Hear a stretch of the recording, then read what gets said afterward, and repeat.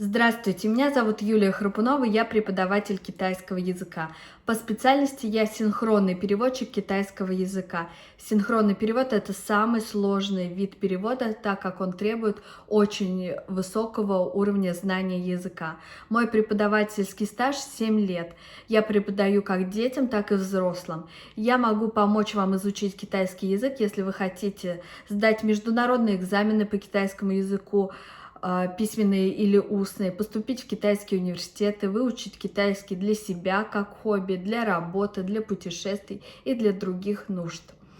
Я живу в Китае уже 7 лет, и главное то, что я обучаю настоящему живому китайскому языку. Дело все в том, что очень много учебников по китайскому языку уже содержат неактуальную уже информацию.